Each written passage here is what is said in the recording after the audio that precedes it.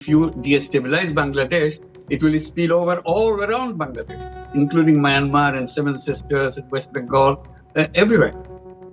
ভারত যদি বাংলাদেশের অভ্যন্তরীণ বিষয়ে বাড়াবাড়ি করে তবে তারাও সেভেন সিস্টার্স নিয়ে শান্তিতে থাকতে পারবে না। ভারতীয় সংবাদ মাধ্যম এনডিটিভিতে এক সাক্ষাৎকারে এমন কথাই জানিয়েছেন বাংলাদেশের অন্তর্বর্তীকালীন সরকার প্রধান নোবেল বিজয়ী ডক্টর মোহাম্মদ ইউনূস। দেশের মধ্যে কোনো জঙ্গি গোষ্ঠী বা রাজনৈতিক দল সহিংসতার আগ্নেয়গিরি ছড়িয়ে দিতে চায় কিনা, আর তা ছড়িয়ে পড়লে তার প্রভাব কেমন হতে পারে সেই প্রশ্নে ডক্টর মোহাম্মদ ইউনূস বলেন, বাংলাদেশকে অস্থিতিশীল করার চেষ্টা করা হলে তার প্রভাব পড়বে বাংলাদেশের সীমান্তবর্তী মায়ানমার, পশ্চিমবঙ্গ সহ সেভেন সিস্টার্সে। দেশের ভিতরে জনগণের সৃষ্ট নৈরাজ্যকর পরিস্থিতি ও বঙ্গবন্ধুর ভাস্কর্য ভাঙচুরের ব্যাপারে তাকে প্রশ্ন করা হলে উত্তরে বলেন, দীর্ঘ সময় পর দেশের মানুষ প্রকৃত স্বাধীনতা পেয়েছে আর তারা সেই স্বাধীনতাকে উদযাপন করছে। বঙ্গবন্ধুর ভাস্কর্য ভাঙার কারণ হিসেবে তিনি দায়ী করেছেন বাংলাদেশের সদ্য সাবেক প্রধানমন্ত্রী শেখ হাসিনাকে। লম্বা একটি সময়ের দুঃশাসনের ফলে শেখ হাসিনা তার পিতার সম্মানকে নষ্ট করেছেন, যার ফলেই এইসব ভাঙচুরের ঘটনা ঘটেছে। All over the country, not the Dhaka city, millions of people out in the street enjoying their freedom, that finally we get free from all those difficulties that we have gone through. Sheikh হাসিনার পদত্যাগ ও দেশত্যাগের পর থেকেই দেশের অভ্যন্তরে বিভিন্ন জায়গায় বিচ্ছিন্নভাবে হামলা ও লুটপাটের ঘটনা ঘটেছে।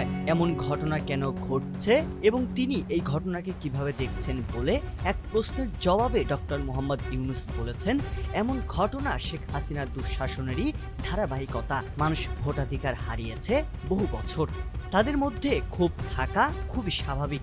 গণতান্ত্রিক ব্যবস্থা ফিরে আসলে সাধারণ জনগণের মধ্যে চলমান এসব অস্থিরতা বন্ধ হয়ে যাবে। তিনি বলেন, মানুষকে ভোটের অধিকার ফিরিয়ে দেওয়া ও আইনের শাসন ফিরিয়ে আনাই হবে তার প্রথম এবং প্রধান পদক্ষেপ। So that's the number one priority, to bring law and order, which Hasina couldn't do. That's why it brought to the point of collapsing of the government. If she could bring law and order, this thing would not happen. এক প্রকার আকস্মিকভাবে পতন হয়েছে শেখ হাসিনার। ঢাকার মারাত্মক বিপর্যয়ের মধ্যে বাংলাদেশ থেকে পালিয়ে ভারতে চলে যান শেখ হাসিনা। তিনি দিল্লির হিন্ডন বিমান ঘাঁটিতে অবতরণ করেন। তারপর থেকে এখন পর্যন্ত তিনি দিল্লিতেই অবস্থান করছেন। ইতিমধ্যেই বিশ্বের বেশ কিছু দেশে রাজনৈতিক আশ্রয় চেয়েও ব্যর্থ হয়েছেন শেখ হাসিনা। যুক্তরাজ্যের পর যুক্তরাষ্ট্র তাকে আশ্রয় দিতে অস্বীকৃতি জানায়। তবে এখন পর্যন্ত বেলারুশ, ফিনল্যান্ড, সৌদি আরব, সংযুক্ত আরব আমিরাত সহ বেশ কয়েকটি দেশের নাম শোনা যাচ্ছে। তবে কোন দেশে তিনি শেষ পর্যন্ত আশ্রয় পাচ্ছেন সেটা এখনো পরিষ্কার নয়। যতদিন না পর্যন্ত শেখ হাসিনা নিরাপদ আশ্রয় পাচ্ছেন ততদিন দিল্লি তাকে নিরাপত্তা দেবে বলেও ভারত সরকারের পক্ষ থেকে জানানো হয়েছে। সংবাদ, ফিচার ও অনুষ্ঠানের জন্য ভিজিট করুন সংবাদ প্রকাশের ওয়েবসাইট এবং যুক্ত থাকুন ফেসবুক পেজ ও ইউটিউব চ্যানেলের সঙ্গে।